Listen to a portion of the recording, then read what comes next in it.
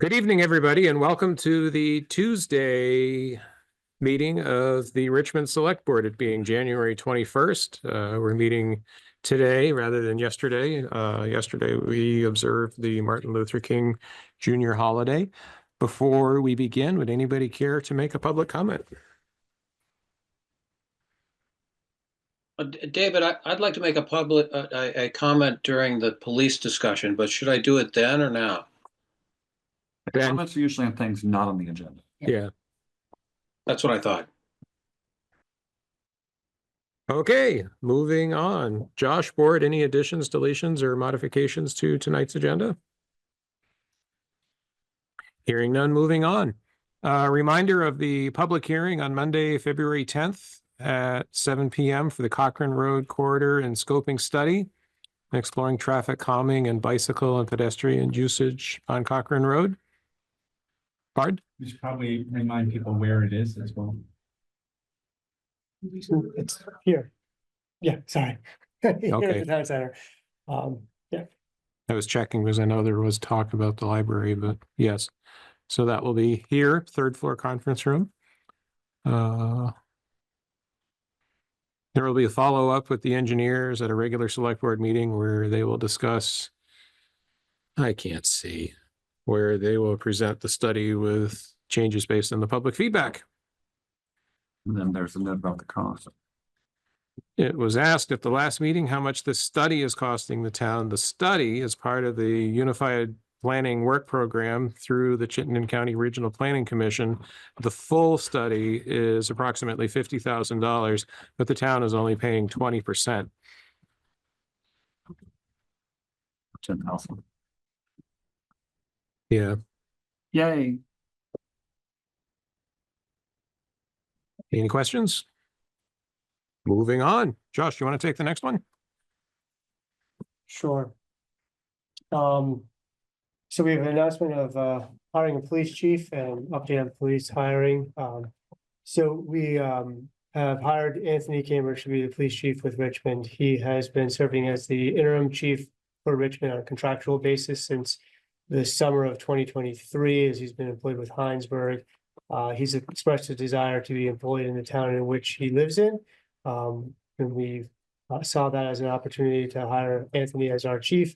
So I'd like to welcome Chief Cambridge to Richmond, not that he hasn't been here already for a year and a half, but happy to have him on your employment here. Very excited. Speech. Welcome again. Yeah. I don't know if you have anything to say or add, or we could go to comments. Sounds like Jeff had a comment too. Yeah, I don't know. Jeff had anything to say, but Well, I was thinking I would make my comment at the next agenda item. See, Okay. I think everything's gone really well for the last 2 years, and I'm just really excited to get started. It's a month away, but I just want to thank everybody for having faith in me. Dave, Bart? I only point out that this agenda item B has, I believe, 2 parts. We also just want to update that we are still working on a couple of candidates for police officer positions. Those definitely take some time to do all the due diligence on. I know we mentioned it a couple of meetings ago, but we're continuing with those, so we still have candidates in the pipeline right now. So hopefully we have a more staffed up police department very soon. Good. All right. Thank you, Chief. Josh, you want to lead us on the next discussion about shared services with Hinesburg? Sure. So as we mentioned, we've been under contract with Hinesburg for shared police chief services since last summer 2023. So I guess 2 summers ago now.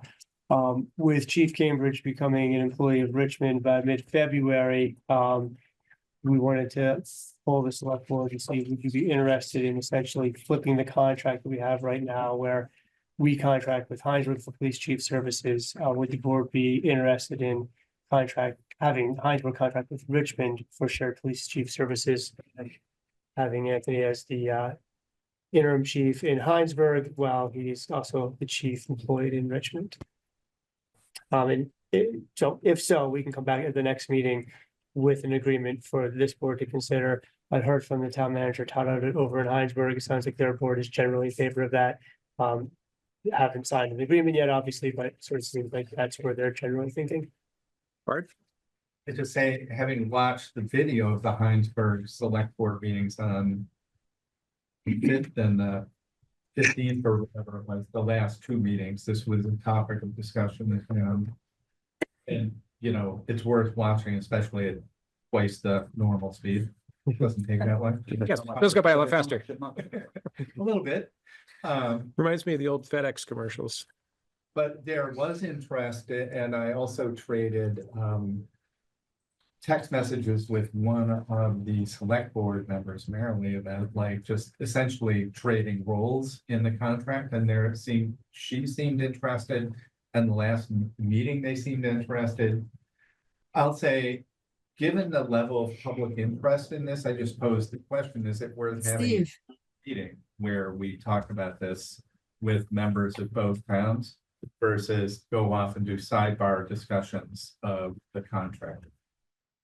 And I am generally in favor. I don't want to make things more work, but it seems to me, given the interest from citizens and voters of both towns, that it may merit having a public meeting so people can observe the conversation. Jay? I'd like to agree with Bard. When there was a point 2-3 years ago where we were talking about a union municipal district, as you recall, and we had a joint meeting that all the Hinesburg select board came here. And I think it was a productive discussion. Now, we worked out that that was maybe more legal argle-bargle than we wanted to do, but it was still good to have it all out in the open where people could hear about it and talk about it.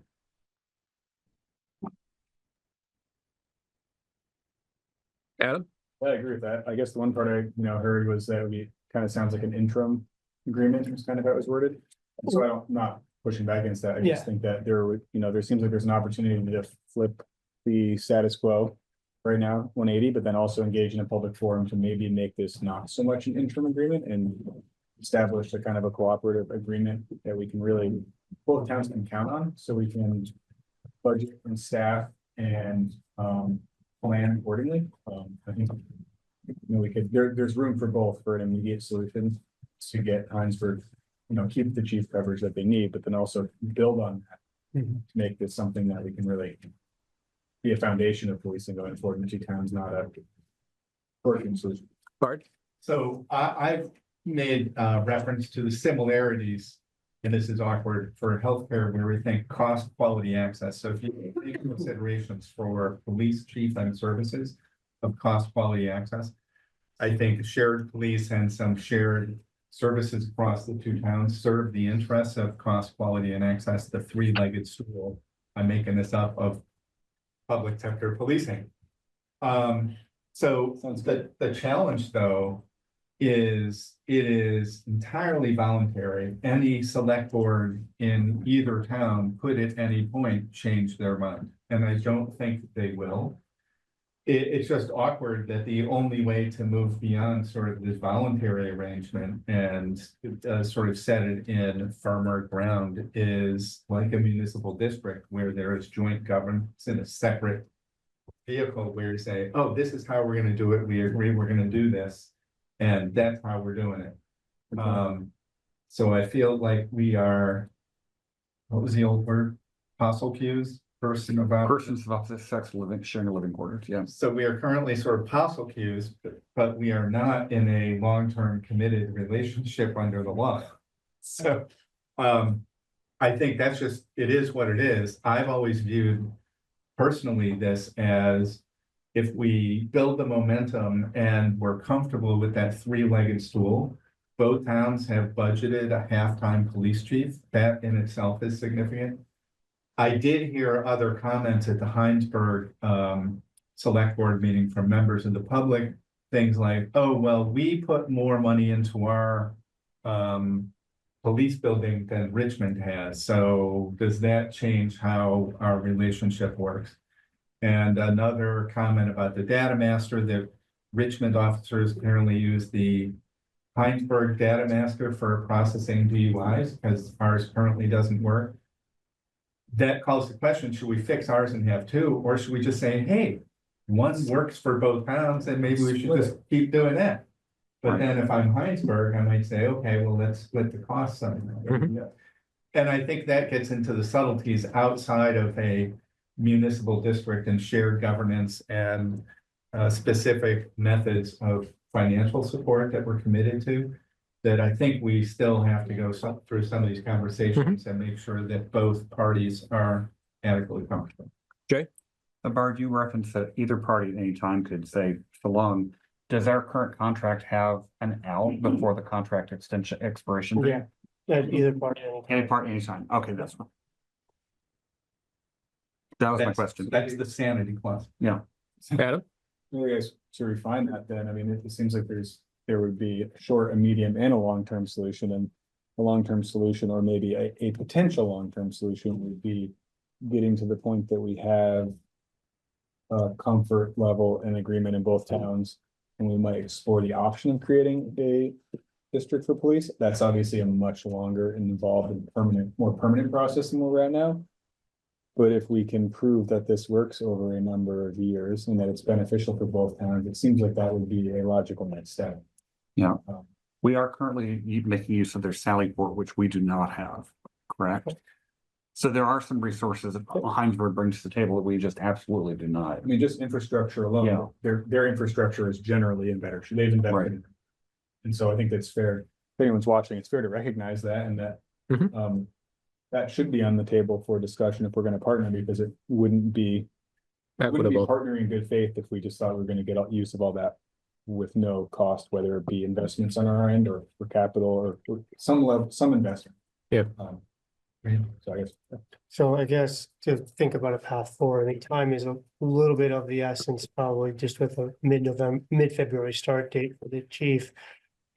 Maybe we still consider sort of flipping that same contract, knowing there's the outs, but also looking at setting up a meeting that we could have some time to organize, put some agenda items together to sort of check in and say, well, what's the longer term solution? Knowing that if we come up with a better idea, modify or change the contract. But at least that sort of meets our short-term goal of both towns having chief coverage.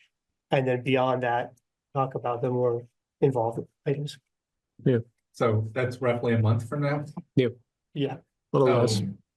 I think this is a truth of sort of crisis management, that more communication is better than less communication, that sort of a dictum of over communicating. And I would still suggest, like, could we have at least a cursory meeting, public meeting in the near term to say, here's the contract, everybody comfortable with this? And then start setting forth the, like, are there other issues that we want to deal with in a future contract amendment or something? Again, I'm after sort of, in my opinion, sort of public disclosure, sort of transparency, that people see what's going on.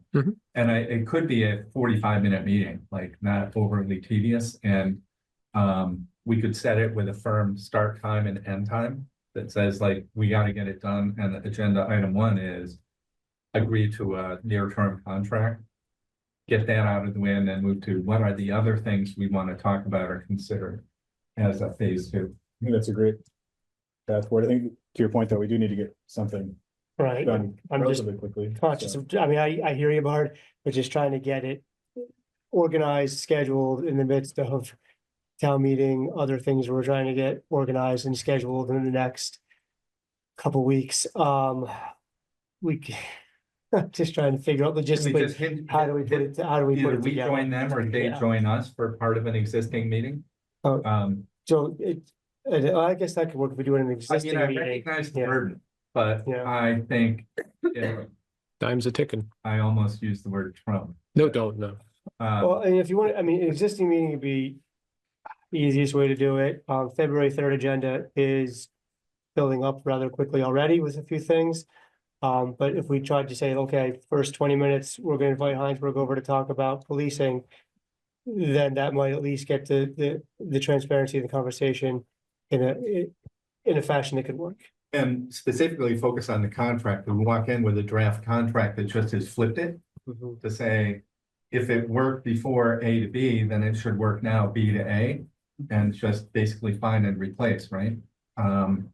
And then say, are there any things here? Is there a reason not to sign this as it is in the near term? And then there are things to discuss in the longer term. I'm also conscious that it seems to me, having seen some of the other Hinesburg Select Board discussions, that there were moments where they thought we weren't interested in continuing the conversation. So I think it seems prudent to get ahead of that and to maintain some communication to avoid that. Curiosity, what days does Hinesburg do there? They do theirs on Wednesdays, I think. So if we invite them to February 3rd on a Monday, I can know, I mean, I don't know how that works. How to, if more than two of our members go to their meeting, how does that work? Is there like, Members, that doesn't violate open meeting law because it's not our meeting. right, and it's warned on the agenda, the Yeah. public meeting, so it's open to people that can come see it. That's what, if all five of us decided to go to the LCT town hall, we can do that. I mean, I would be willing to go there. I mean, I think that if there has been a situation where they thought that we weren't interested, I Yeah. think showing up and discussing with them ahead of time, with them knowing that ahead of time, Mhm.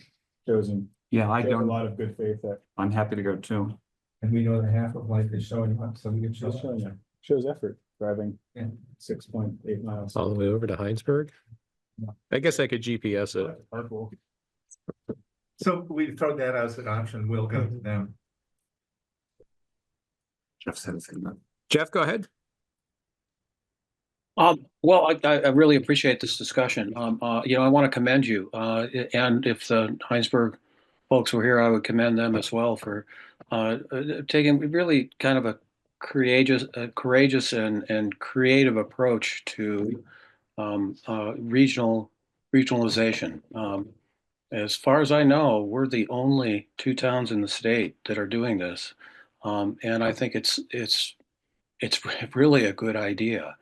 Not only does it save us money in sharing the cost for the police chief and I hope the administrative assistant as well, the administration of the police department, it provides greater coverage. I'm not sure our existing contract is as explicit about how we share coverage between the two, between staffing. But it makes a great deal of sense to do that for both towns. So my suggestions to you is similar to what you've been talking about. Is that I think who needs to lead this effort are the select boards. This is really a policy issue, and the town managers are more. No disrespect to either town manager. I respect both of them, but I think this is it's a fundamental policy issue, and I think the select board should be taking the lead on it, and telling the town managers what needs to be done. The issues you brought up, I think, are the operative ones. The infrastructure that both towns have to share. Whether it be buildings or cars, we have the better car. We've got the Tesla.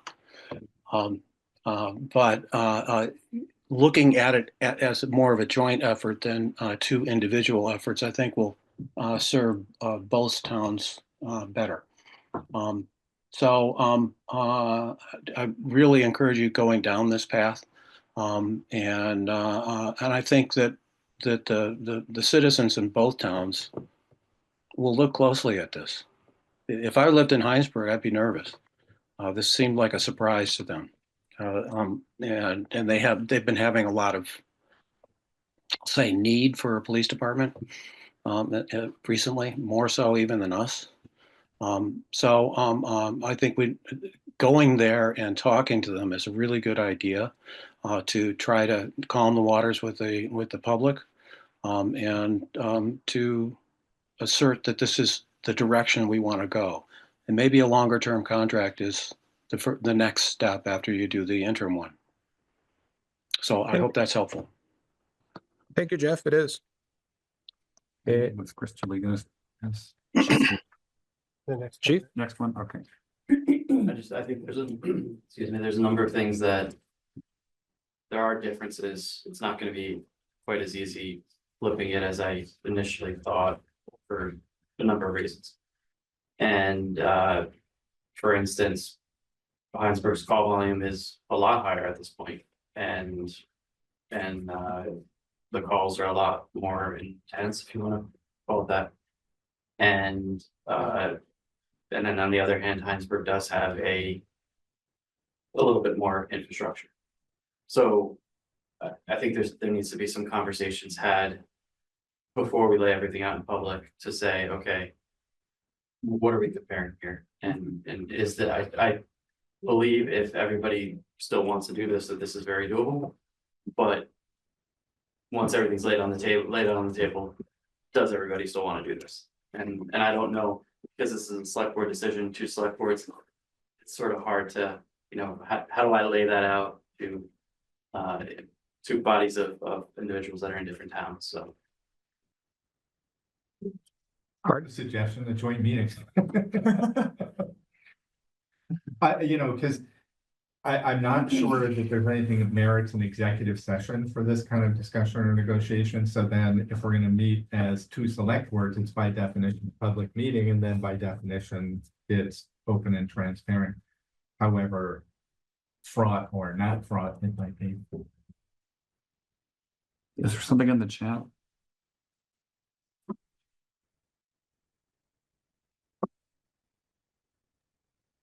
Oh, yeah. Yeah, that's from me. One of many topics, what is pay scale? A reminder to our folks that we have a collective bargaining agreement. I'm not sure what the state of current bargaining is, but we do have a Paused. bargaining agreement. Paused, but With a union, I understand Hinesburg voted to have a union, but never engaged in collective bargaining. So they have the gate is down, but they never passed the starting line. I didn't realize that. Anything else before we move on? Okay, sounds like we're ready to move on. Next is update on the Williston Community Justice Center funding. Josh, did you want to lead this? Yeah, I can give an overview. I asked Crystal Lee, the director of the Williston Community Justice Center, to attend this evening. I'm sure she's probably better versed in this topic than I am. So I can give an overview, and then Crystal Lee, would you like to just jump in with any details or things I might have missed? So I'll basically read from the memo here because it's probably the easiest way to do it. So the administration of pre-charge cases and the grant funding for the community justice centers used to be function of the Department of Corrections. In the last legislative session, the pre-charge case responsibility was transferred to the Attorney General's office, but the funding was not transferred. This change that happened out of the blue is the CJC pre-charge program was initially grant funded as a pilot program, and with the vision of transferring the funding responsibility to the municipalities. The attorneys general and the legislature are working on this session to find administrative cuts for the CJCs and determine final figures for funding. They seem to have a goal to limit each county to 1 CJC per county. Currently, Chittenden County has 4 grants and 4 CJCs located in Burlington, South Burlington, Essex, and Williston. Richmond, as I said, uses the Williston CJC. Town managers and CJC directors have sent a letter to the Attorney General's office and the legislators asking for the funding and the model to stay as it is through the end of fiscal year 26. This letter commits to working on ways to centralize operations for the 3 CJCs not located in Burlington, and the letter advocates for 2 grants for Chittenden County, 1 for Burlington, and 1 that would support one of the other 3 CJCs, which would then in turn support services at the other 2 CJCs. So it gets a little complicated with the grant funding, but basically the advocacy is all 4 centers are very important to Chittenden County and the communities that they serve. So that's sort of a higher level overview. Crystal Lee, you might have some additional detail or anything I might have gotten wrong to add to this conversation. Yeah, I think you covered it. I mean, basically what happened at the end of the last legislative session was that the pre-charge referrals were transferred over to the Attorney General's office, but funding did not travel with it. That is the work of this next legislative session. Town managers and police chiefs and CJC directors worked together along with Willa Farrell from the AGO's office to try and come up with a couple of different models that we could examine and potentially move forward. There is a memo, or excuse me, a letter that went to the Attorney General's office signed by town managers, police chiefs, and CJC directors, as Josh just kind of highlighted, with a couple of options that we were in favor of. The first being that we would like things to stay the way that they are, and be given time to look at that a little bit more closely. And then if not, the second option would be to have one CJC be an administrative arm that subgrants out to the other the other two CJCs in Burlington having its own grant. The report is actually due to the legislature by April 1st. So we're not sure where things are at this point, except that we know where we want to be and that funding is unknown. And I think part of that is waiting to see what the governor's budget looks like. And if there's a line item for pre-charge included in that, and then seeing where the decision from the AGO can bring us. So I think that's pretty much where we're at. We're kind of just in limbo at this point, but I'm happy to take any questions that any of you might have.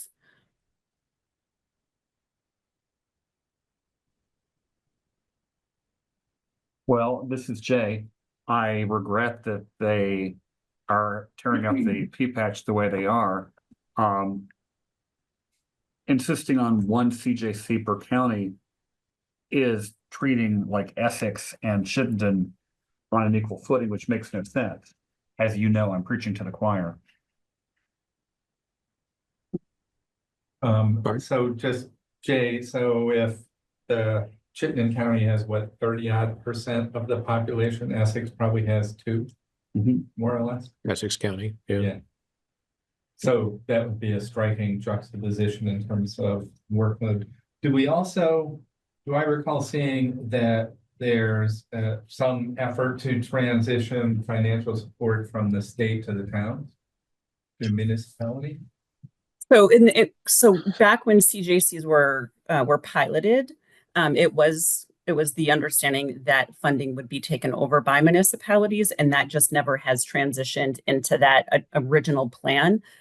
So at this point in time, we don't really know what funding will look like. I think there is an expectations that municipalities will contribute. There's always been an expectation that municipalities contribute at least, a 10% grant match, and some of that has been done through in-kind services or through additional financial services, and that's varied from town to town. And so I think this is part of that effort to kind of look at where is funding coming from, what areas have put more in, what areas have given, different types of support. So I think we're kind of in that ugliness of kind of unfolding it all and then trying to see where things can match up to be a little bit more fair and equitable. All right. So, and this, I don't mean this to be abrasive at all. But when we say there was an understanding that the funding would transition to municipalities, understanding by whom? I believe it was an understanding that was made through the Department of Corrections with municipalities who signed on to those initial grant agreements. And that happened back in the late 90s. I'm not sure exactly kind of how that all has transitioned over the years before I was involved in my role. Understanding or assumption? Well, I'm just going to say, having managed a number of grants and contracts from state government in the 90s, I'm taking sort of a dim view that a grant agreement signed in the 90s would obligate a current municipality to do anything. So what I would suggest is for that information to look on the Department of Corrections website. There is a report that was put out a little bit ago about the history of CJCs. And that might give you a little bit more direction about what that initial, thought process was when the agreements were made out. Yeah, I'm just sort of, again, I don't mean to be a fly in the ointment, but cutting to the chase, we get pushback in our town about all sorts of expenditures. And it sounds to me like something that was done in the 90s. Frankly, I think it's so old that if it's not embedded in statute, it's irrelevant. Well- There's no obligation for anything, which doesn't mean anything. It just means that we're, in my opinion, we're currently a blank slate. So I think I'd start with, unless this somehow the legislature tries to create a statute that obligates towns to pay for certain things, that I think it then is optional, and one could predict different towns going through different things, like Bolton being whacked by a huge flood. They're probably not gonna want to contribute as taxpayers. And typically to do that, you gotta put out in a budget subject to vote by the voters. So there's no deal to be made based on, in my opinion, 1990 era grant. Cutting to the chase, then, seeing the value of community justice centers, I think we probably want to contemplate what's the total cost and how could it be supported moving forward across multiple funding sources or municipalities. And the risk is that if it goes to voters in multiple municipalities, it may pass in some and fail in others. Okay. Oh, a parallel example is the idea of a water district that existed in the 1980s for a select group of houses in what was then an expanding development is now rearing its head and possibly coming with a very large price tag. The state does irrational things with laws that they dredged up from the back of the law book. You hear from time to time about like the New York State law against donkeys sleeping in bathtubs, which is a thing. They try to repeal it and people go, no, we need that law. There's all sorts of craziness that dates back from the dawn of time, and it's hard to stamp it all out. I do think Crystally, remind me, if memory serves, we only in recent geologic history started funding the CJC. Of all the towns in your service area, do they all currently contribute to the Williston CJC? They do not. There you go. That's the thing is, everybody's happy for somebody else to pay for it. Mm-hmm. That's true. And that's true in a couple of the other CJCs as well, who have a larger catchment area and only part of, that service area is paying in for services. Jeff, go ahead. So I find this conversation extremely frustrating because it would seem to me the most expensive option for corrections is incarceration. And the CJG is a cost-saving program that is more effective than incarceration in many cases. I think that this could be another topic to discuss with Hinesburg, because there should be parity between Hinesburg and Richmond on contributions to both for mental health services and for community justice, because it's all under the envelope of public safety. And one suggestion that I might make to you is to perhaps draft a joint letter from the Hinesburg Selectboard and the Richmond Selectboard and our joint chief as to the value of CJC.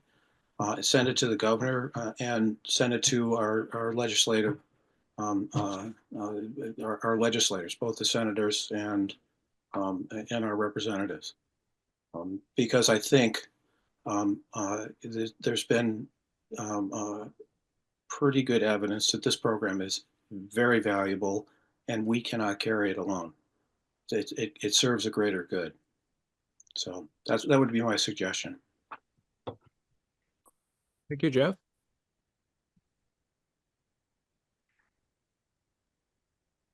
Bard? One other thing, just serendipitously perhaps, is I'm looking now for the public safety discussion here in Richmond. Somebody remind me of the date of that. 29th. The 29th. So perhaps this is a conversation there as well about it's, however peripheral it may seem. Yeah, it's the 29th. The agenda is only 7 to 8, so I don't know if it fits on the agenda, but it might be something that goes onto a parking lot for discussion later about community justice services and funding.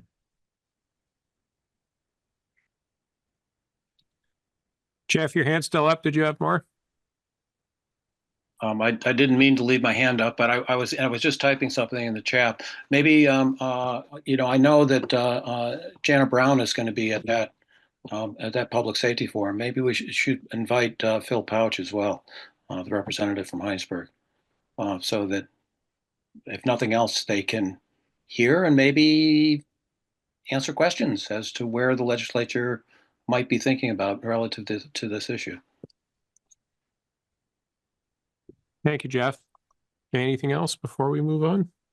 No, sir. Moving on. Update on the status of the notice of intent for the Southview stormwater permit.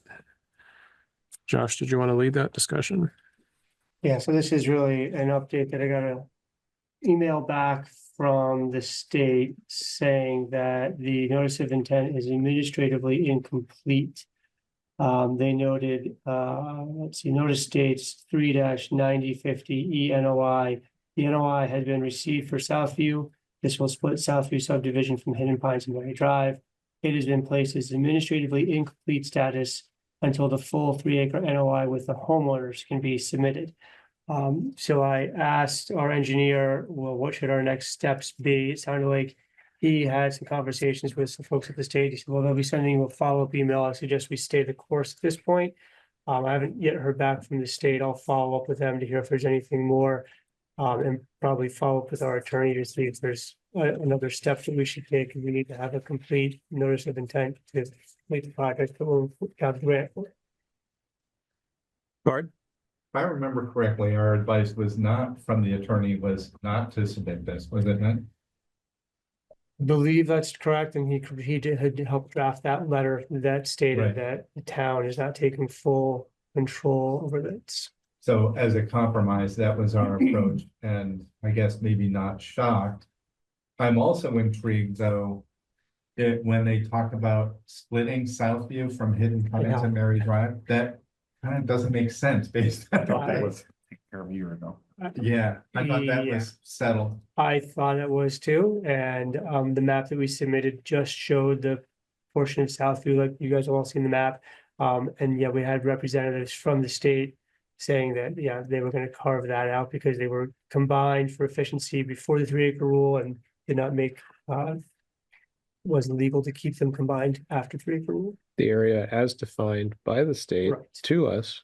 Yeah, I was curious about the inclusion of that wording as well. So there's at least two problems with Yeah. this. That's all.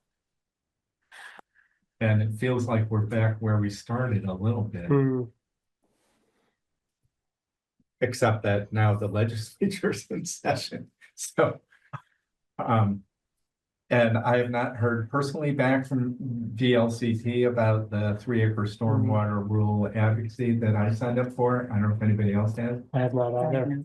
So I'm not really sure where this leaves us, other than I cannot picture us trying to submit an NOI with a non-existent homeowners association. Well, as we noted in our letter, we do not have the legal authority to Right. submit a letter on behalf of the homeowners with or without an association. You know, legally, we cannot do what legally we cannot do. I mean, we can't. And so the way I read this is until the full 3-acre NOI with the homeowners can be submitted, well, I'm like, okay, state, knock yourselves out. I don't see how we're even in this at this point because we have done our part. We can't legally do more than we've done. We've kind of established that we're not. The differing opinions, but we either cannot or choosing not to, depending on your opinion, compel the homeowners to do anything. And so there's no action we can take to push this any further, really, Right. is there? Except for continuing the path on the design. And Which we are. Which we are, Yep. right? so that's really the one avenue we can do to get more information and keep the process going. But as far as the NOI and all that, it's kind of out of our hands. Right. That's my take on it. Is that That's my take too. somewhat accurate? Yeah, No, except it's that, more complicated than that. yeah, I mean, I think that as part of the grant funding, there's a certain deadline by which we have to have the NOI, this portion of it completed, and that would include a complete NOI. I think the other option, and we need to check with the engineer and legal counsel, is that the town would take full responsibility, which is probably what the state's asking in that phrase there, that, either you organize the homeowners and submit a complete NOI with them as co-permittees, or the state or the town is the only permittee. I mean, if the town's the only permittee, then that means the onus to enact the whatever solution, engineering and construction solution proposed is on the town. It's also on the town to secure any and all easements to do that. And that's not a reasonable ask of the town. In my opinion. I think everyone's opinion. That just hits neighbors against neighbors. There's no way to resolve that in a constructive way. David, I think the only entity that thinks that's a good idea would be the state. state. Because then they just say, you guys go solve this, fight amongst yourselves. Spend however much money you want on litigation, easements, fighting about who goes where, who pays for what. And they just wait to see who to send the check to. And I just predict that is, in terms of process, both uglier and costlier Mhm. than alternatives. That just seems imprudent. June, I think Sarah had her hand up first. Do you mind if I go to her and then? Oh, okay. Sarah, go ahead. Hi, Sarah Heim, Southview resident. Josh mentioned this briefly, but I wanted to see if I could get a little more clarification. Do we know what the deadline is to have the NOI be complete such that we would be able to get access to that $50,000 of ARPA funding Yeah, I think it's this coming September. this September? Okay, so we do have some time before the clock runs out. Yes. Okay, that's Yes. really helpful. And I guess just sort of as an aside, I completely agree with a lot of what you said about how, at this point, it feels like they're just trying to get us all to fight each other to force everybody to do whatever the engineers say needs to be done.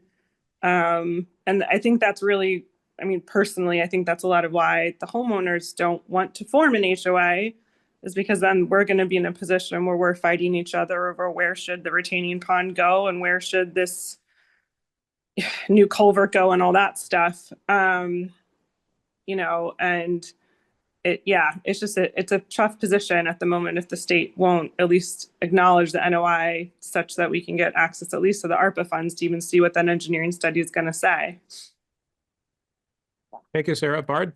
David, Josh, maybe you've thought more about this than I, but the last paragraph that says, please provide the outstanding information that identified above by 3/15/25, 60 days from date of email. Failure to submit requested information may result in a denial of your application. Should your permit application be denied and you still wish to go through with your project, you will be required to submit a new application package, including any associated application fees. Alternatively, you may withdraw your application. So there's another deadline of March 15th. I can't fully understand what but on the face of it, it seems to say, do all this stuff or you go back to go. Yeah. Hey, Caitlin, go ahead. Hey, I think I remember, and tell me if I'm wrong, that when we had the state come and talk to us, they had said that if we submitted that letter and they would put out in writing that they would not hold the town responsible, even if, we put that NOI in place. And it sounds like the other issue is the map. So have we talked to Terry or the other folks that came to visit us and put the letter that we got back in front of them to say, hey, you advised us to do this, and here's what we've gotten back from that? No, I follow up with the engineer and that's, the follow-up I've been able to do. I can follow up with Terry and see what his thoughts are too. David, it strikes me, it's really possible the person signing this is an environmental technician, which I'm going to guess is one of the lower level positions in that organization. So it's possible this person just read what we submitted and looked at the original stuff and said, this does not compute. It's incomplete. So it's it is possible there has been inadequate communication or decision-making. Seems like from the state's perspective, if their true goal is to get compliance with this, that going down the path of letting us continue to design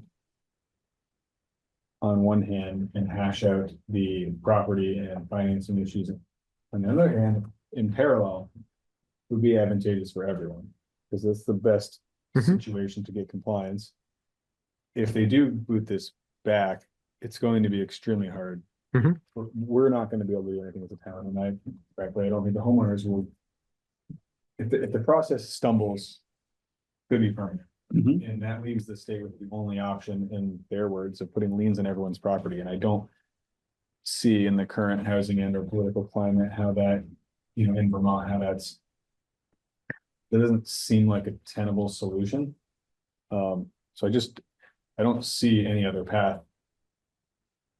If we were to have an honest discussion with them about this is the only path forward for us, is to continue with this application and continue with the engineering and all the other issues in parallel.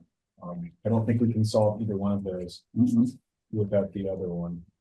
I suspect Bard's right. A lower level person read the application and followed the flow chart and said, oh, this is incomplete.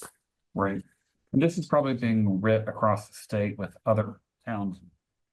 This is probably a lot bigger than just us, and at some point, somebody is going to have to knock heads at the state, and that doesn't have to, I don't think that has to be us. I think we've dotted our I, we've crossed our T, and we don't legally have the right to cross any others. June? Hi, June Heston. I think that it would behoove the select board to invite our representative and our senators to a meeting to get some clarity based on the letter you got back from the state. A number of the residents in Southview, including myself, have reached out to our representative and senators, and some of them are confused by this. And so clearly there's a problem at the state level. It will not be resolved at the local level. And so I think making them, continuing to be on them that something needs to change here is important. And so asking them to attend a meeting where I say clarity, but I don't expect it, be put out. I couldn't agree with you more. Bard? So I note also, for those of you who may not have looked at this, the date on this email to Josh is January 14th. So it's just a week ago. So here we are, our first meeting after that. It seems like prudent, as was just suggested, that we have a follow-up meeting like, hey, we have a miscommunication. This is not what we talked about before. Ask them to come to a meeting in person or virtual. Yeah. And include also our state representatives, because as we all know, VLCT and some of us have also signed up to try to go directly to the legislature for relief or modification of the statute and rules. So that would all make sense. I know, Josh, here we are talking about yet another. Well, for what it's worth, Senator Chittenden came to the last meeting we held, and I know what has he said we talked to you? I briefly talked to him, but I met with Keisha Ram Hinsdale last week. And this was one of the topics we discussed, and it is very confusing for everyone. So really it needs to be addressed by our legislature. And so pushing them to review this statute is, I think, where we need to begin. Right. And I don't believe the statute is the issue. I think the rules that the Department of Environmental Conservation came up with is the issue. So maybe it doesn't have to change in the legislature, it just needs to change in the department. Right. Although, go ahead. I point out that ICAR and LCAR would have had to have approved the regulations. The Legislative Committee on Administrative Rules would have had to review and approve them. So they still have fingerprints on the rules, just not as many as on the statute. Right. Well, we don't know how, they have a lot of rules to review each year. And I don't know how minutely they read everything, but we have only so much money in our budget. this is a thing that we've noticed recently, and I don't think we should spend one penny of it on this beyond what we absolutely have to. Sarah, go ahead.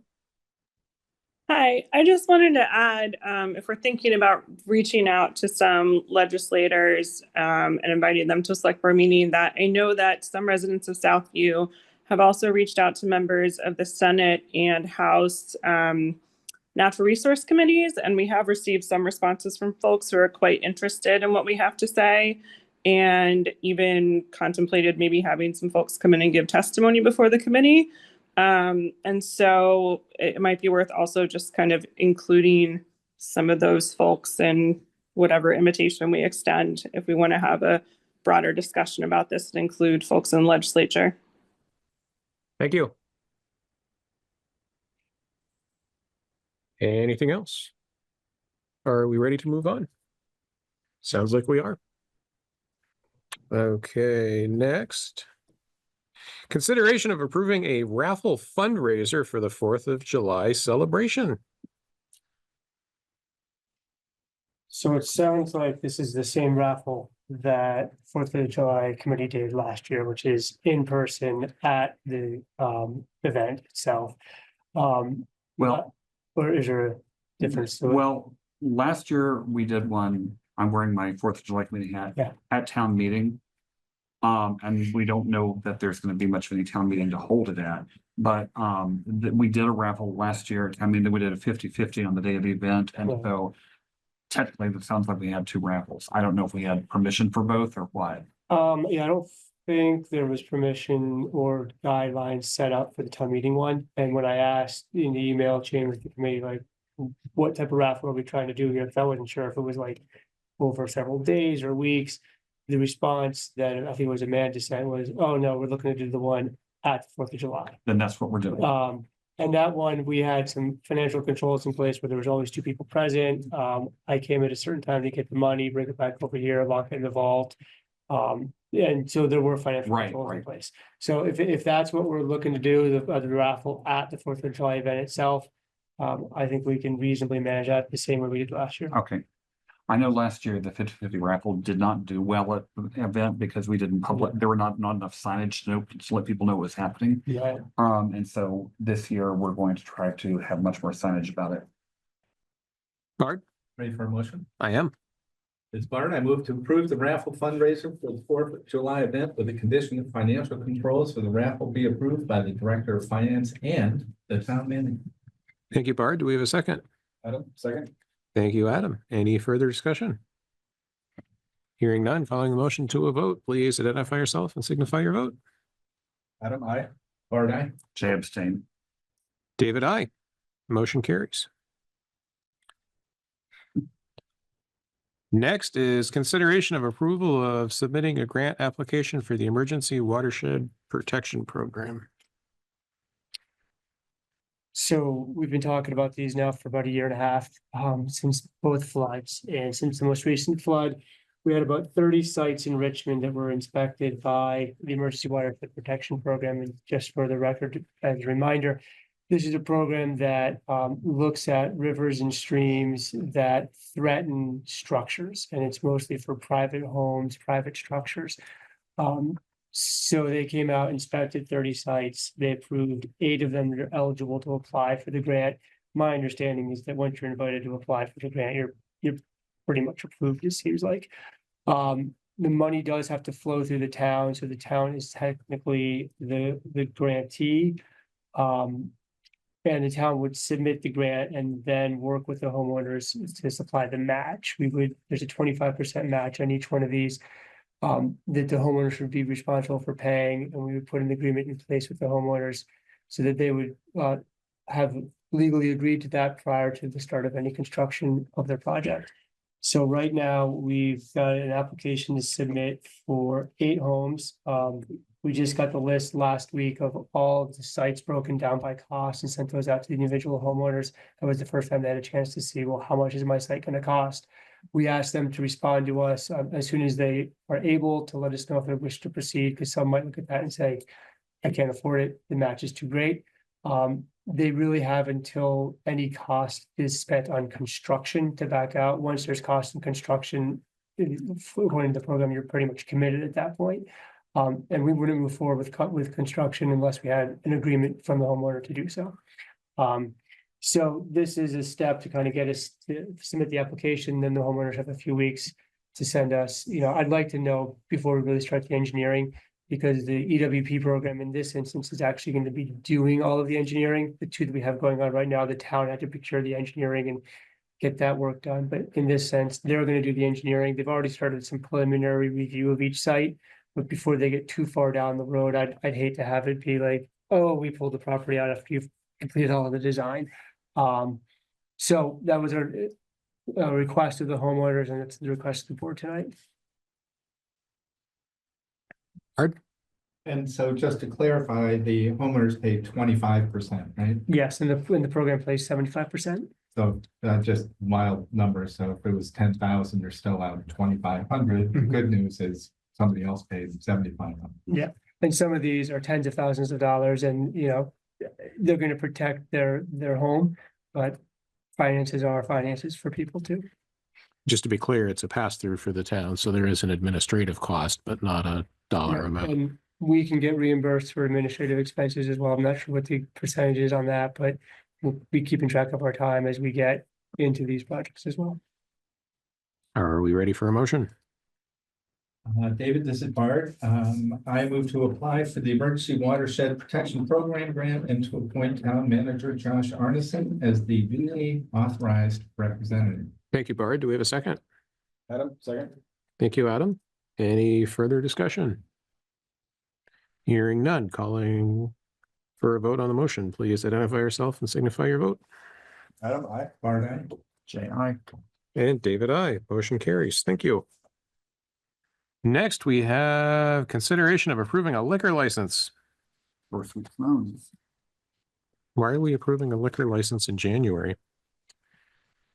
They stopped being all at one time, sometime back. We've been just doing one or two a month, every other month, it seems. Yeah, I mean, I think there's still a number of them that come up at the same time, but they don't always, it sort of depends on when they get it initially, and then it goes for a Okay. year. And this is a net new one.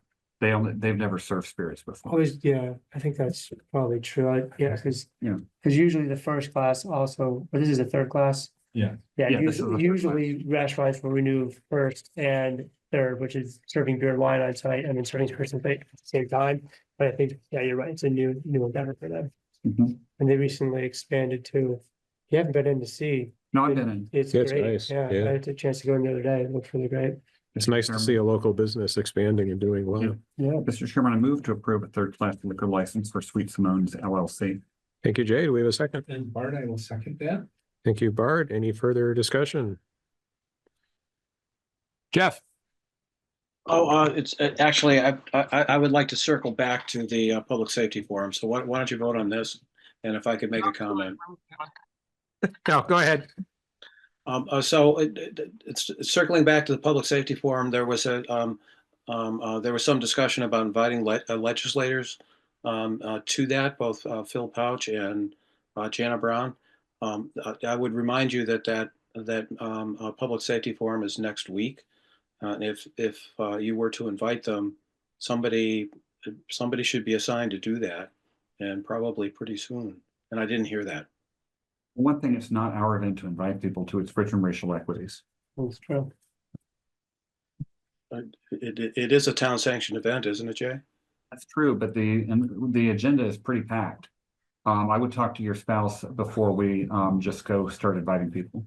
Okay, well, you have good connections to the Richmond Racial Equity, but I'm not suggesting necessarily they be part of the forum, but to hear what it has to say. But sure. Just suggestion, sorry. Okay, thanks, Jeff. It's going back to the motion on the table. This is a motion to approve the third-class liquor license for Sweet Simones. Motion has been made and seconded. So calling the motion to a vote, please identify yourself and signify your vote. Adam, I. Bart, aye. Jay, I. David, I. And again, congratulations to Sweet Simones. It's really good to see a local business expanding and doing well. Next is consideration of approving the town meeting warning. We've been kicking this around a bit, doing a little wordsmithing over the last couple of meetings. And we have to do it tonight. It can't go any later. You want me to share it so you guys can read Yeah. through it or? Okay, You should propose we change the font. yeah, you're wonderful. I'm not that guy. All the space and. So one update, it sounds like, there won't be a lunch now. What?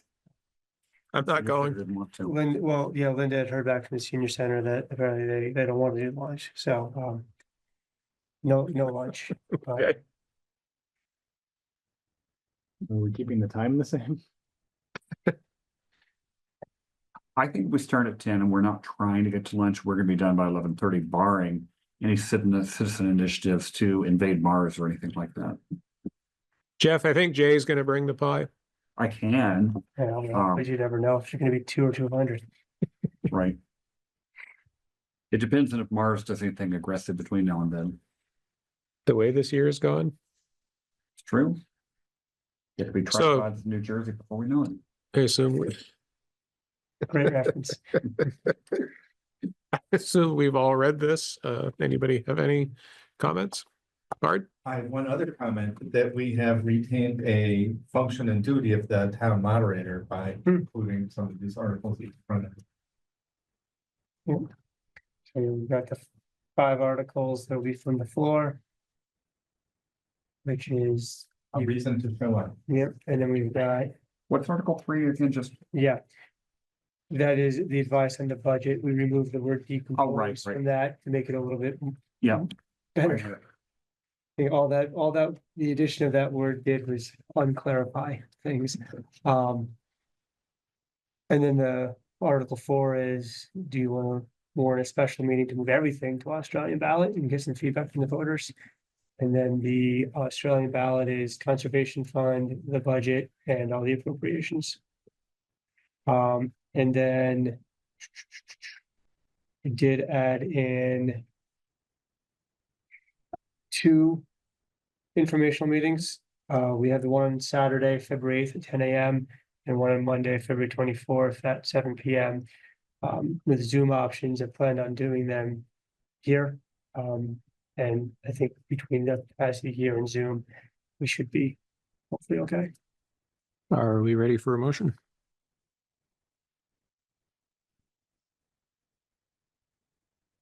And 71.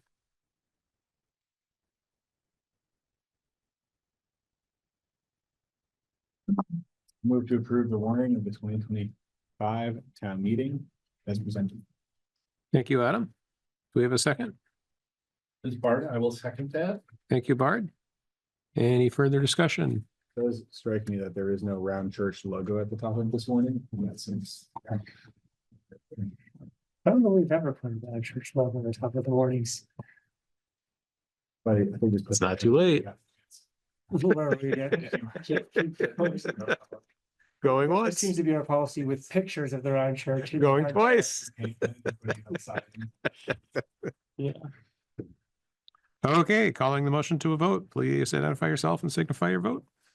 Adam, I. Bart, I. Jim, aye. David, I. Motion carries. We have our warning. Now, do we need to sign that now, or should we sign it at the end of the You meeting? know what? You might as well. I forgot to put a sticky on it. So Josh, let's make sure. That's one. It gets signed. Here. thanks. Okay.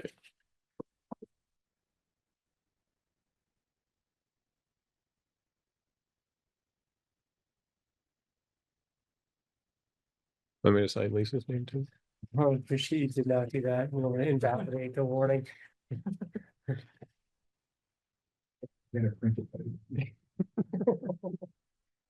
I'll use my left hand. Right.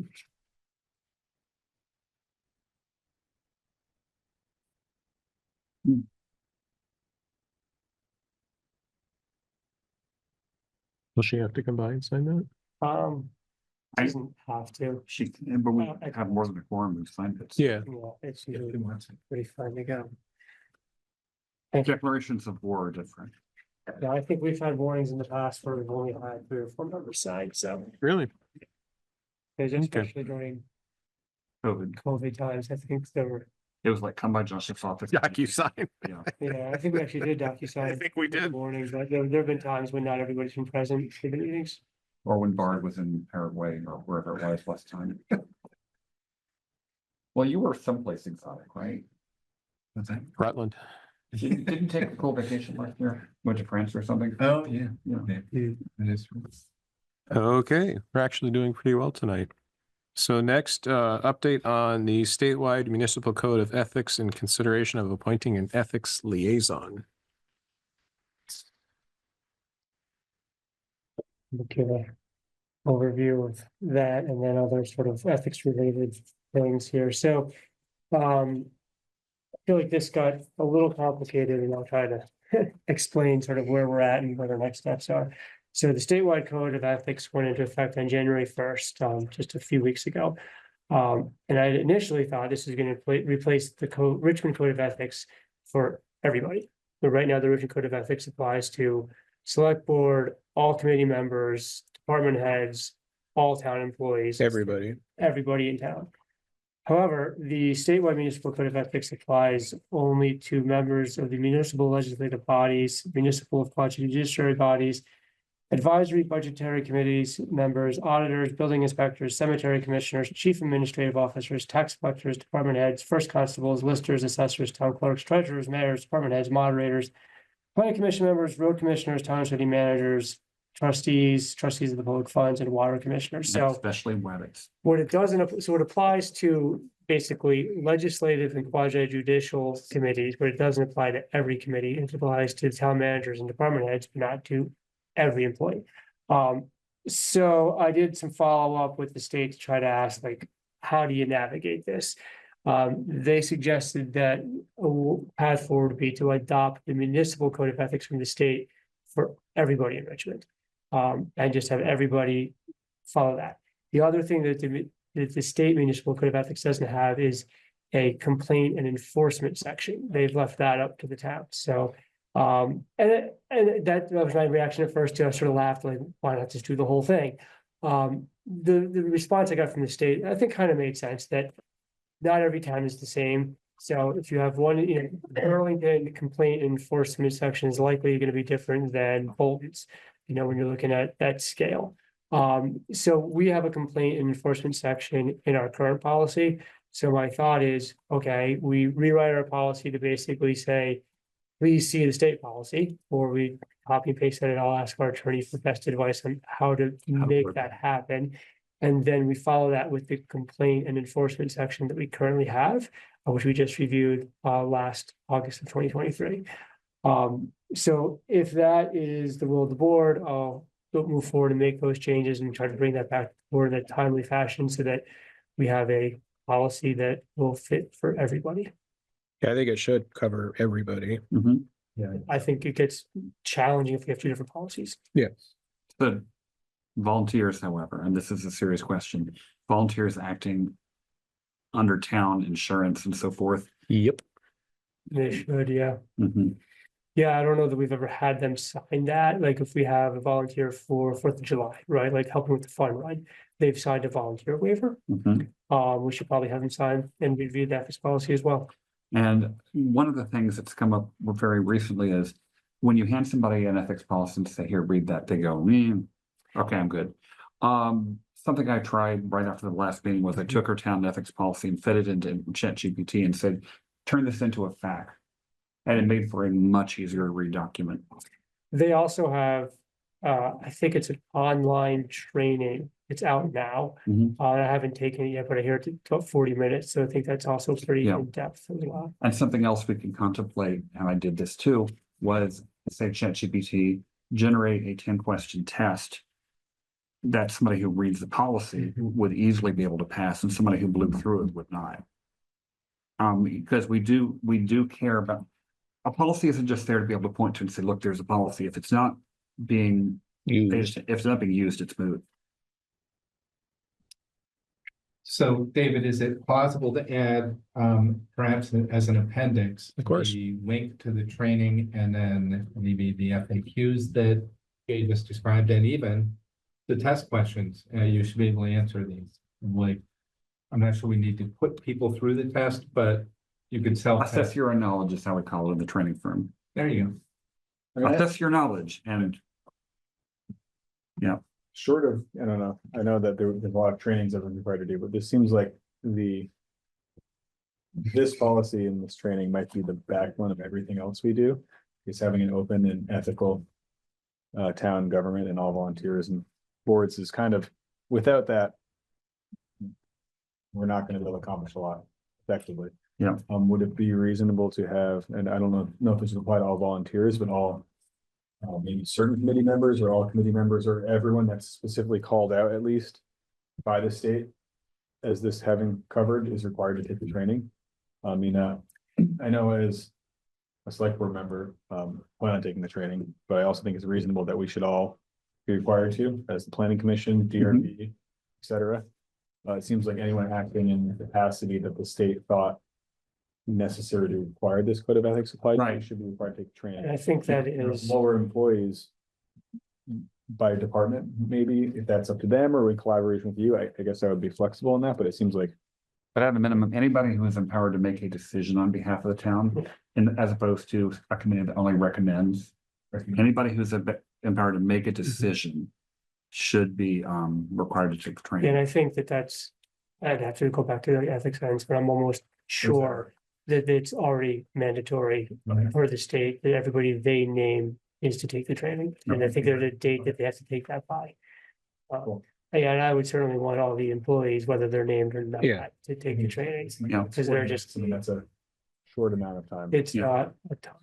One last thing I would suggest that we do is, when we have to, those of us who are notaries have to take training through the Vermont Bar Association once a year. It takes an hour.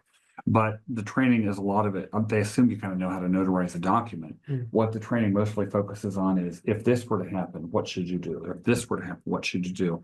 And I think that maybe we should put together a document. I don't know if VLCT might have one or somebody might have one, but I'm sure we could find some basis, some document that says, you were on this committee, this scenario comes up.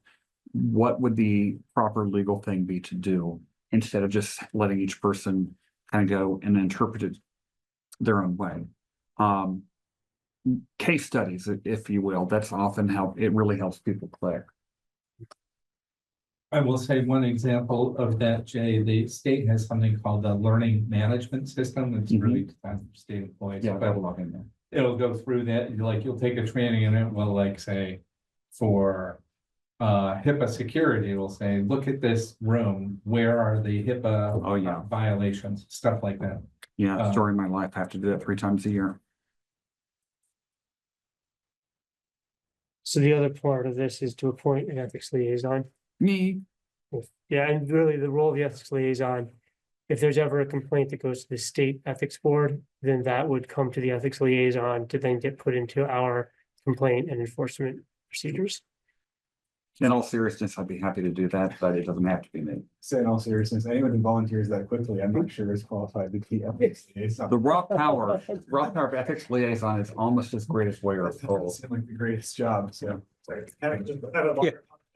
comment on that, because it has to be a town employee, it can't be somebody on the select board. Are you sure? Pretty sure it said it had to be either.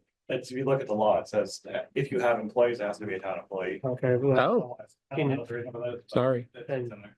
I've seen it phrased as both. Yeah, I think so. Yeah, you can point me then. I'll look real quick. Because you have I'm office. pretty sure hours, it's okay. both. Yeah, I think VLCT has a bond on there, so. Or maybe they do. Okay. Well, either way, I mean, You're still layer of coal. what level of, okay. What type of time commitment burden is this? I don't think Depends. much at all. I think all you It do, Depend on the amount of complaints. There isn't like ongoing, honestly, all the complaints come to me right now anyway. there's not ongoing work that. I don't think so. necessitates, like you were not doing further coordination. or- No, I don't believe so. Realistically, you would do that anyway. But if the state wanted to communicate with the town, They would they'd go, call me. oh, it's Josh. Yeah. Nope, you're wrong. It is, I have it right here. Act 171, to appoint an ethics liaison, an existing employee or select board member. It's right here in black and white. Still recommend. Ethicscommission.vermont.gov municipal ethics. Josh, if you want to pull that up. So. Why don't you just share screen and What's the, yeah. you Okay, can- yeah, I'll just share screen. That, Well, secondary source too. I just sent request to share. Yeah, I kind of, Well, I think either way, there you go. it You're it good. does make sense to appoint Josh because he would be in a position. Yeah, if Josh wants it, he can. I don't, I mean, it doesn't matter to me really. Can't but leave that's- either, so. I mean, I think really, from what I understand is it's receiving the complaints. And then they all end up going through me anyway, so. I mean, I don't know, I guess from my perspective, one doesn't seem more or less transparent. And this is a Vermont Ethics Commission site. From is there any reason to do one or the other from like a transparency and or accountability standpoint, or is it kind of just? I don't know, nothing that jumps out to me. Possibly overthinking. Bradley, where'd you see the citing that said it had to be a town? Yeah, I have to go find it again. It's in the actual legislation itself. Oh, okay. Yeah, let's go with for that. I don't have that in front of me, but. Again, I don't have a particular opinion on that. On my opinion, I'm just telling you what I read in the law. Yeah. Yeah. No, it's worth taking a look. Yeah, it's not the actual, it's in the larger body of the law, not just in the. You don't see this like added. No, it's like, again, it's something that comes to me anyway. Do you and Jay need to take this outside?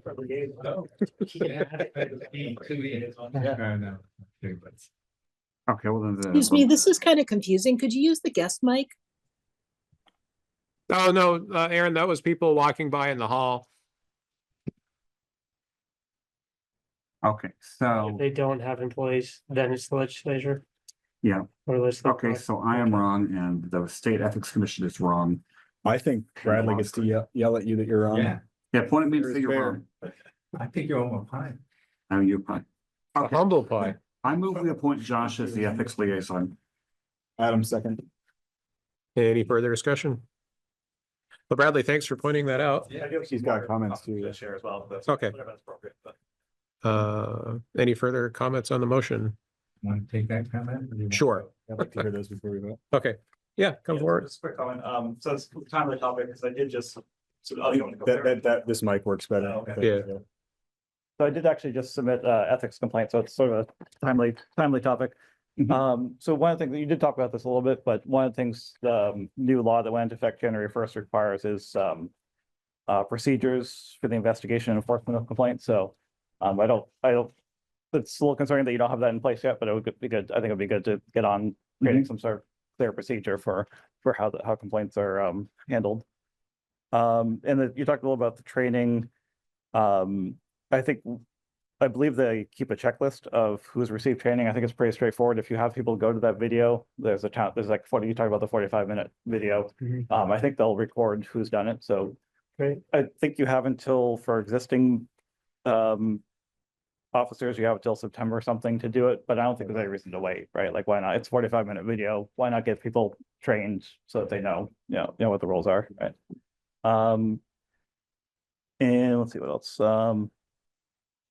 So yeah, I think one thing also just for awareness too, that just for folks to be aware that municipal officers can also seek guidance and advisory opinions from the Ethics Commission. So that's just a FYI. So know that they're a resource for that. And I think there was one other thing on the BLCT site. It talks about how the new law removes municipal authority to enact conflict of interest prohibitions tailored to address the specific needs, concerns, size, and values of the municipalities. That's not true. You're still free to adopt your own ethics rules, right? Like you can, the ethics bill just sets a floor for like what's allowed. Above and beyond that. Absolutely. Yep. Like you're talking about, you could create ethics that apply to a broader group of people than this. You could create stricter standards if you want to. So, so I want to make sure that was, there. So. Yeah, I saw that. That just looked like honestly more confusing and complicating to create another policy that is going to not be the municipal policy. Like, I'd rather just follow the state policy. Yeah, exactly. Yeah. So, yeah. Well- Well, I just always say you have that option if you want to. Yeah, it sort of sounded, to me, it sounded like fair and partial policing. Like I sort of thought of that. And as I was talking to the ethics person on the phone the other day, the state comes out with fair and partial policing policy. You can make changes to it as long as the state approves your changes. But even in this case, it didn't sound like the State Ethics Commission was going to review our policy. It seemed like we could make changes as long as it's good enough. I'd rather just do what I'm told. Just from an enforcement standpoint, it's easier to have one. I'd rather just do their policy. I mean, I read through their policy. It's very thorough. I think let's just do that one. And for what it's worth, if you Google Model Town Ethics Investigation Procedure, there are many, many sites out there that we could just shamelessly plagiarize from. The trick is then using them when the time comes, but I do think that. So we do have that's the complaint procedure. Mhm. So we do have one established that we'll review, and if you guys want to make changes to it, Yeah, we you should look at it. can, but I think it, Yeah, I Gina think and it I works looked at that a fairly year or well. two ago. So. yeah, and the board just readopted it in August of 23, so a year and a Yeah. half ago at this point. Yeah, but you do need to pull that out of, because it's only right Yeah. now, it only applies I to would- your municipal one, doesn't apply to the. If there's a complaint you get under the statewide one, you don't have a procedure for that right now. right? But we would, So- I think when I asked the person from the state, she said you would follow the policy you do have in place right now in practice if something came in. Yeah. But yes, Yeah. we would formalize that. Art? So can we just embed that also as an appendix to the policy? I mean, Yeah. typically what I'm used to seeing in other venues is a policy above a procedure, so Mhm. it's a package. Yeah. Versus hunting in different locations. Yeah, that's sort of one of. Is there any reason to have our complaint enforcement procedure reviewed by the state? Is that a service I they don't think offer? they even do Or is that. that not? Is that on us because it's up to our town to establish that? I guess. Yeah, it's up to our time to figure out how to do that. Yeah, if you I'm go back going to. to share one more thing. This is from the Vermont State Ethics Commission, and it is not the law. It is a summary of the law, but I think it's actually pretty well written. It has a lot of good examples. You know, here are the core provisions, and it's not too wordy. You know, like number 2, you cannot tell somebody else to do what you ethically cannot do. 3, there's no such thing as a partial recusal, et cetera, et cetera. Number 4 is the one that I'm always quoting, the Caesar's wife principle. You should avoid the appearance of ethical impropriety, and so on. So I Yeah. think, you know, this is something that it's like a 3-page document. Something like that we should probably put up on our town website And I or think, make people read. and I would almost rather use that than anything that we generate for an FAQ. This is the official Yeah. Yeah, and document this that is goes with it. Our FAQ could omit something that's important. right. And I think this is, like I said, this is well written Yeah. and it's clear. And they direct, I think you got to this off of the state ethics website, right? 'Cause Yes. they have sort of the full policy and then the summary. So yeah, we can include this, I think, with the policy would be helpful. And they got a whole commission talking about it, so. Yeah, Just But it's little things like, we had a question which could external agency X pay for members of the water and sewer staff Yes. to go to something and pay for this, this, this, and this? And at first we're like, well, what would that hurt? But then we're like, wait a second. Yeah, And we thought about it like, well, no, that would definitely be worth more than $100. Where'd you get the $100 right there? Yeah. If I may add a quick comment, so you talked also about that there's no enforcement spelled out in the state law, and I was at the public listening sessions when they were first talking about creating this law, and my understanding of the intent behind that, sort of where that came from, was they're really focusing on training right now, right? That's really the intent. So that's why you don't have the enforcement spelled out. But I think if that's one thing they want to look at in the future, is how to actually create a more robust enforcement system. So if you have an opinion about that, like, do you think the town should be enforcing it? Do you think that's county level thing should be, do you think the state should be enforced? Like, that's something to think about, because the legislature will be taking that up at some point to consider. So, good point. Okay, Thanks. thank you. So we have a motion on the floor. The motion is to appoint Josh Arneson, town manager, as the ethics liaison. Any further comments? Hearing none, seeing none, calling the motion to a vote. Please identify yourself and signify your vote. Adam, I. Art, I. Jay, aye. David, I. Motion carries. Congratulations, Josh. Am I seeing things? Is it really only 8:26 p.m.? It is. No, that can't be right. It's gotta be like 11 o'clock. It feels like it. When is the train coming? It's an hour and a half late tonight. You've destroyed my world. Are we modifying that purchase order again? yeah. I think this is related to more material for the Hillview culvert that we Okay. just repaired. So I'll bear screen on this. Unless you want to do minutes first and then go to financials. We can do minutes You guys first. just, I know you usually do minutes and then it's shorter than more, so I don't want to mess up the. Yeah, no, Three sets of minutes to do, right? yeah, so I'll start with a motion to approve the minutes of January 6th. This part, move to approve the minutes of January 6th as presented. Thank you, Bard. Do we have a second? Adam, second. Thank you, Adam. Anybody see any corrections that need to be made to that draft? You might know. Hearing none, moving the minutes as presented, please identify yourself and signify your vote. Adam, I. Bard, aye. Jane, aye. David, I. Minutes of January 6th are approved. Next, we'll have a motion to approve the minutes of the January 7th meeting. This is Adam. I make a motion, we approve the minutes of the January 7th, 2025 meeting as presented. This Bard, I'll second it. Thank you, Adam. Thank you, Bard. Anybody see any corrections that need to be made to that draft? Hearing none. So this is a motion to approve the minutes as presented. Please identify yourself and signify your vote. Adam, I. Bard, aye. Jane, aye. David, I. Next is I'm looking for a motion to approve the minutes of the January 13th meeting. This is Bard, move to approve the minutes as presented. Thank you, Bard. Do we have a second? Second.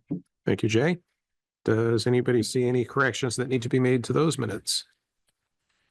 Hearing none, approving the minutes as presented, calling for a vote, please identify yourself and signify your vote. Adam, abstain. Bard, aye. Jane, aye. David, I. Motion carries. Minutes of January 13th have been approved. I'd just like to say again, it's very nice how the AI tools built into Zoom to build a draft agenda, a draft transcript really help with. Yes. I mean, there's fewer things. I've noticed that the number of times I go, well, I don't agree with that. Let's make a change, goes down as those. Good. Yeah, I think Duncan implemented that a while ago. Been good. So purchase orders, that purchase order's back again. So the sixth time, Yeah. Something like that. sixth. Yeah. Um, Was it the sixth? Could we frame this and hang it on your wall? Right next to the policy on how many curb stops a given building should have. I'd rather forget about this, honestly. We brought the thing about how many curb stops a new structure should have to have back 7 times at the Water and Sewer Commission. It was not a meeting unless we discussed that. It was a very exciting summer. So just move calculation. down a little bit, Josh. I just am curious how much it's gone up. Started it, I mean, again, it's sort of estimates and we added to it as well to it. It's one for the full minute. And now it's up to, 123. okay. I move to amend purchase order 4950 to Hinesburg Sand and Gravel to a final amount, no, to a new amount of $123,066.86 for gravel for road repair. Bard, I will second that. Thank you, Adam. Thank you, Bard. Any further discussion? Hearing none, calling the motion to a vote. This is a motion to amend purchase order 4950. The boomerang purchase order just keeps coming back to a new amount of $123,066.86. Please identify yourself and signify your vote. Adam, I. Bard, aye. Jane, aye. And David, I. Purchase order has been approved again. Modified. Warrants. Everybody have a chance to look at the warrants? I was excited about a chance to look at the warrants. Any questions? No. Okay, ready for a motion to approve the warrants? This is Adam. I make a motion, we approve the warrants as presented. Thank you, Adam. Do we have a second? Bard, I will second that. Thank you, Bard. No questions, so calling the motion to a vote, please identify yourself and signify your vote. Adam, I. Bard, aye. Jane, aye. And David, I. Motion carries. Gosh, I just have a question. What was the IRS penalty? So that was a, Striking amount of $10.86. well, that was not the full amount. So we had to mail them. What was it? It was a 941 and a 941B form. This is going back to like last January, February. So Connie prints these out, puts them in an envelope, mails them in. And they write back, well, we got the 941 without 941B. Same envelope. Same envelope, prints at the same time. She's like, I know I sent it to you. Well, we're gonna fine you. So she puts it and sends it right to them. I think they reduced the fine. We paid the fine, but then there was like a penalty. So she just finally did an electronic transfer and said, here's your $10. Leave us We're alone. done. Yeah, Okay. very I frustrating. remember the fine, but. See, I would Yeah, have so thought it This is like, the. this is like a penalty or something on top of that, because like, because they they probably lost gave it. us 15 days to spend it or to pay it, and we had to go through you know what I mean? Yeah. So the timing didn't work out. So, yeah, I questioned, I was like, what? And then she said, electronic payment, it's over. I'm like, thank you, let's just move on. And very frustrating that it sounds like she's like, they print out together. I folded them. So I trust that she got them there, and somewhere in the IRS bowels, it got lost, but they might be getting more staffing soon, so that'd be great. They're not. Oh, they're not? Oh, Reductions. heard the wrong headline. One overstaffing. So anyway, so hopefully that's behind us, and now we start anew with the 2024 taxes. And hopefully they get both forms So of should we sure. budget our fine plus $10? Let's hope not. Oh, God. So items for next agenda. Yeah, did you vote to approve the warrants? Or did you We just did. make motions and Adam asked the question? We voted. And we'll call us. You did vote? Did we vote? J.I. Adam, I. Did you, maybe you did. David, I. No, I did. I just did. don't want to have to come back to you like we did the last time. All right, and I was trying to make check marks and I stopped.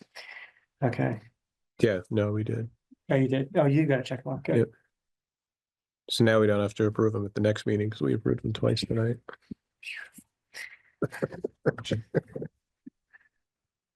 Okay, items for next agenda. Stormwater, police, Code of ethics. ethics. It might be and, premature, Hopefully quarterly updates on financial. A review of audit, review of capital plan. Probably a Greystone stormwater update. Yeah, I said, yes. Greystone, Stormwater, Southview. Southview, so I waited too long to take We've that got it. energy shake. I'm we've got a few. pretty lightheaded right now. Okay, so, yeah, I got most of those on. David, do we want to do an executive session for what we talked about last week a bit? Might be worth a few Yeah. minutes. Okay, You got the motion, sir? I do.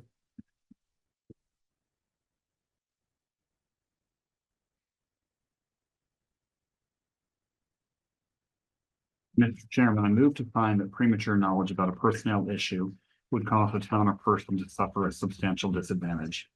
Thank you, Jay. Do we have a second? All right, I'll second it. Thank you, Bard. Calling motion to a vote. Please identify yourself and signify your vote. Adam, I. All right. J.I. And David, I. Mr. Chairman, I move that we enter into executive session to discuss a personnel issue under the provision of 1 VSA 313A3 and invite town manager Josh Arneson into the session. Thank you, Jay. Do we have a second? This part, I'll second that. Thank you, Bard. Calling the motion to a vote. Please identify yourself and signify your vote. Adam, I. Art, aye. J.I. David, I. We are in executive session. Mr. Chairman, I move we adjourn. Thank you, Jay. Do we have a second? This part, I'll second that. Thank you, Bard. Calling the motion to a vote. Please identify yourself and signify your vote. Adam, I. Art, aye. And David, I. We're adjourned. Thank you, everybody. Thank you.